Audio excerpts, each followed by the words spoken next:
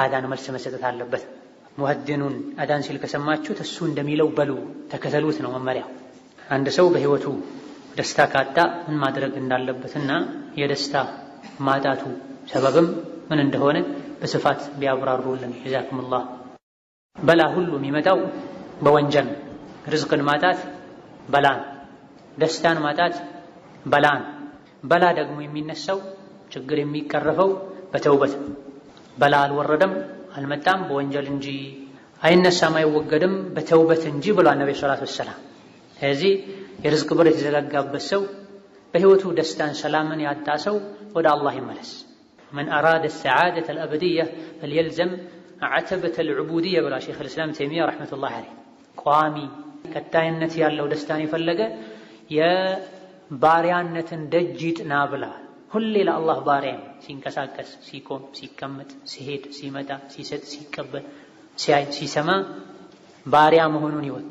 ባሪያ ያለ አለቃው እንደማይንቀሳቀሰው አለቃው ያልፈቀደለትን ነገር እንደማያደርገው እኔም የአላህ ባሪያ ነኝ። ማየው ነገር አላህ ይፈቅዳል አያለሁ፣ የምሰማው ነገር አላህ ይፈቅዳል አይፈቅድም አቆማለሁ። ይሄን ያደረገ ደስተኛ ይሆናል። አልሑጠይአ የሚባል በዑመር ዘመን የነበረ ገጣሚ ለስቱ አረ ሰዓደተ ጀምዐ ማሊን ወላኪነ ተቂያ ሁወ ሰዒዱ በላል። ደስታ ማለት ገንዘብ መሰብሰብ ነው ባለ ሀብት መሆን ነው ብዬ አላምንም። ደስተኛ ማለት አላህን የሚፈራ ሰው ነው አለና ወዐንደ አላሂ ሊልአትቀል መዚዱ። አላህን የፈራ በዱንያም በአኺራ ደስተኛ ይሆናል።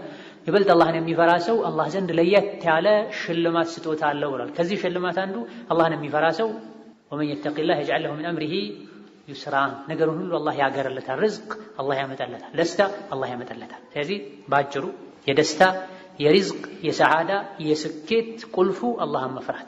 አላ ቢሶብሪ ተብሉጉ ማ ቱሪዱ ወቢተቅዋ የሊኑ ለከል ሐዲዱ ያለው ሌላኛው ገጣሚም ለዚህ ነው። ትዕግስት ካለህ ካሰብከው ትደርሳለህ። አላህን ከፈራህ ብረቱም ይቀልጥልሃል ማለት ነው።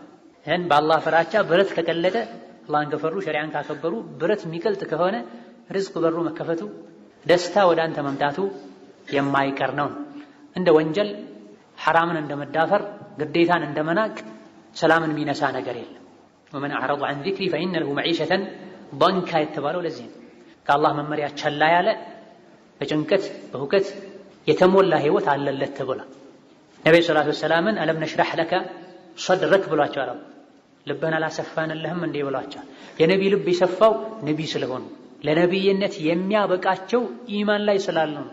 የነቢ ኡመት የሆነም ሰው በዒባዳው በአኽላቁ በዲኑ ከነቢ በተመሳሰለ ወደዛ በተጠጋ ቁጥር የእሱ ልብም ይሰፋል። በሶላትህም በጾምህም በንግግርህም ባለባበስህም በእንቅስቃሴህም በሁሉም ነገር ከነቢ ለመመሳሰል በጣርክ ቁጥር አላህ በዛው ልክ እንደ ኢማኑ ልቡን ያሰፈለታል። እዚህ ልቡ እንዲሰፋ ከጭንቅ ከጋጋታ ከድብርት ከሐዘን እንዲርቅ የፈለገ ልብ የሚያሰፋው ሸሪዓን ሰፊ የሆነውን ሸሪዓ ሊተገብር ይገባዋል። የቤተሰባችን አካል የሆነ ሰው በትምህርት ሳይመረቅ የተለያዩ ቤቶችን ለሰዎች ይሰራል። ማለትም በኢንጂነር ስም ቤቱንም የሚሰራው በልምድ ሆኖ ቤቶችን በብቃት ይሰራል። ግን ህጋዊ የትምህርት ሰነድ የለውም። ሰነዱ በብር የመጣ ኦሪጂናል ሰነድ እና ይህ ነገር በሸሪዓ እንዴት ይታያል? አይቻልም። ነብዩ ሰለላሁ ዐለይሂ ወሰለም ምን ገሸ ፈለይሰ ሚና ብላ ኢያኩም ወሸሃደተ ዙር ብላ ያታለለ ከኛ አይደለም ብላ አደራችሁን የውሸት ምስክርነትን በውሸት ማስመስከርን ማጭበርበርን ማታለልን ብለዋል። እሱ በልምድ የሚሰራው ስራና